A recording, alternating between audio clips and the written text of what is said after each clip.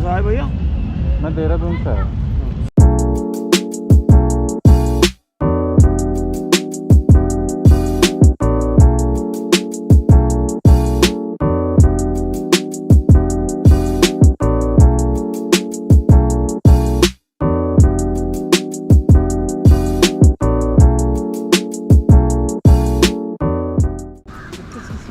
ये 200 सीसी है। 200 हाँ जी।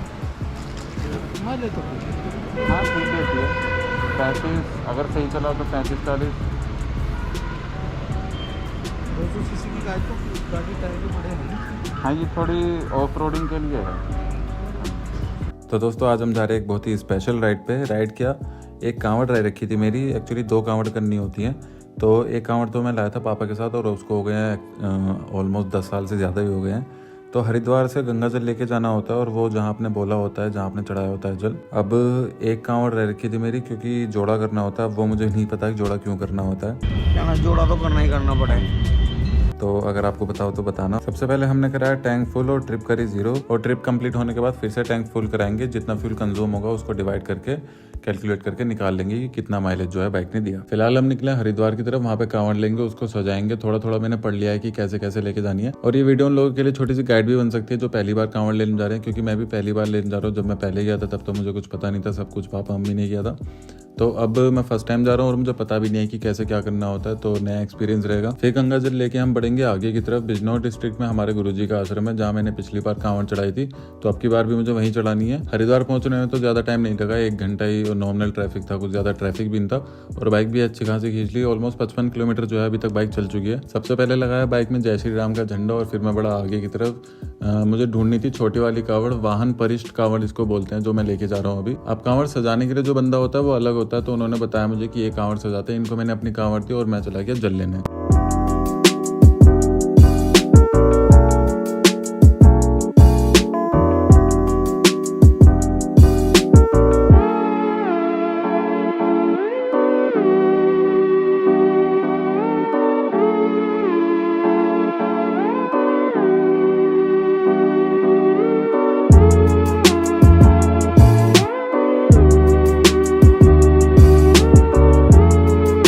अच्छा खासा घूम घाम के वापस आया मैं, लेकिन जब तक मैं वापस आया तो मेरी कांवड़ वैसे की वैसी ही रखी थी। और मैं सोच रहा था कि अभी तक तो रेडी होगी। लेकिन भैया ने मुझसे पूछा कि आप सामान नहीं लाए। तो मैंने पूछा भाई कैसा सामान? तो उन्होंने बोला कि भाई कांवड़ को सजाने के लिए सामान आपने लेके आना था। मुझे लगा सामान इनके पास ही मिलेगा, पर कोई नहीं। फिर मैं गया, सारा सामान जो है भोले की बारात सजाने का पूरा अच्छे से सजाई मैंने। ऑलमोस्ट 2 घंटे बाद मैं हरिद्वार से निकला फुलसंदे की तरफ। फुलसंदे फुलसंदा उस जगह का नाम है जहाँ पे वो आश्रम है, जो था अभी यहाँ से अराउंड 75 किलोमीटर।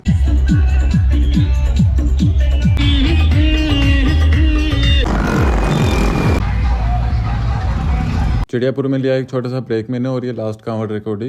रास्ते में बहुत धूमधाम से भाई बोले जा रहे थे, ऐसा लग ही नहीं रहा था कि रात का माहौल है। पूरा ऐसे ही लग रहा था बिल्कुल कि दिन का माहौल हो रखा है। पहुंच के थोड़ा आराम किया, गोप्रो चार्ज किया, क्योंकि जल चढ़ाने का टाइम था रात को 2 बजे। और पहले मेरा प्लान बिल्कुल नहीं था कि मैं जल चढ़ा के वापस निकलूंगा, लेकिन फिर मैंने सोचा कि यार अगले दिन इतना ट्रैफिक हो जाएगा कि मैं शायद शाम तक भी नहीं पहुंच पाऊंगा। और निकलने के थोड़ी देर बाद ही मुझे रियलाइज हो गया कि शायद ही मैंने गलती कर दी, क्योंकि ऐसी ठंडी हवा चल रही थी। निकला तो मैं दिन में था, बिल्कुल भरी धूप में, और अब बज रहे थे रात के 3। फिर भी हिम्मत करके आराम आराम से 4 बजे तक मैं पहुंचा मोटा महादेव। और वहां अब से ही लाइन लगनी शुरू हो चुकी थी। जो सारे भोले थे वो लाइन में लग चुके थे अपने अपना जल चढ़ाने। अराउंड 5:30 बजे हम पहुंचे हरिद्वार की तरफ। और ऐसा लग ही नहीं रहा था कि मतलब 5:30 बज रहे हैं।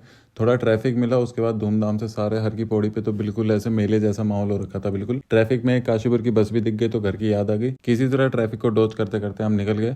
फिर तो खाली सड़क पे अच्छी खासी बाइक खींची मैंने और अगले 40 मिनट में हम पहुंच गए देहरादून। ऑलमोस्ट सनराइज होने ही लगा था देहरादून पहुंचते पहुंचते। और इतनी खाली सड़क सिर्फ आपको सुबह ऐसे 6 बजे के अराउंड ही मिल सकती है आपको देहरादून में। तो 260 किलोमीटर टोटल बाइक चली इस ट्रिप में। अब इस ट्रिप को थोड़ा सा कल और लंबा करेंगे, इसको ऑलमोस्ट खाली कर देंगे टैंक को, ताकि एक अच्छा खासा ओवरऑल माइलेज निकल के आ जाए इसमें। अब क्योंकि बाइक जो है हाईवे पे भी चल गई, सिटी में भी चल गई, ट्रैफिक भी हो गया, स्पीड ये भी हो गई, तो ओवरऑल एक एग्जैक्ट माइलेज निकल के आ जाएगा कि ये बाइक क्या दे रही है मेरी राइडिंग कंडीशंस में। सबकी राइडिंग कंडीशंस जो है वो अलग अलग होती हैं। तो भैया बाइक चल चुकी है 367 किलोमीटर, दिख रहा है इसमें 367 किलोमीटर। और अब मेरे इसलिए नहीं चल रहा है क्योंकि ये ब्लिंक कर रहा है बहुत देर से।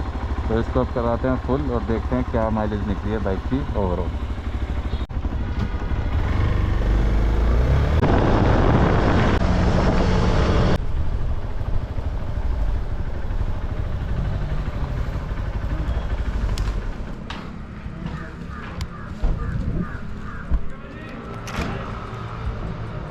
फुल कर देंगे।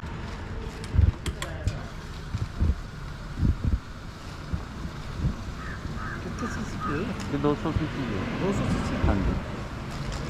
माइलेज तो ठीक है। हाँ ठीक देती है, 35 अगर सही चला तो 35-40। 200 सीसी की गाड़ी तो गाड़ी टायर भी बड़े हैं ना।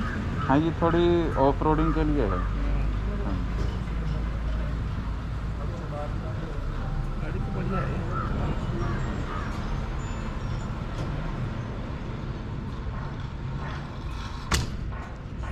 बाइक है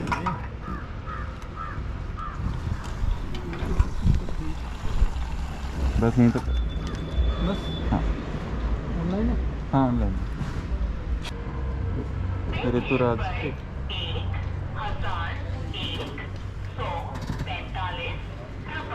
12 लीटर में चली है, 370 किलोमीटर। 12 लीटर में चली ना, तो 370 को 12 से डिवाइड करेंगे, 30 की माइलेज निकली। 30.83 हाँ। 4 मान वो फिर स्पीड पे भी डिपेंड करता है। और ये पूरी है मतलब सिटी में भीड़ भड़ाके में हर। हाँ ये नहीं वो तो अगर वैसे भाग जैसे मान लो स्पीड में भागती है ना, हाँ तब एवरेज कम देती है। हाँ तब बहुत एवरेज कम देती अगर आपका नॉर्मल स्पीड रहेगी हाँ तो ज़्यादा देगी। 45 तो थैंक यू जी। अपनी चलिए 370 किलोमीटर बाइक और उसमें 12 लीटर फ्यूल लगा है, ऑलमोस्ट 30 की एवरेज, नॉट बैड।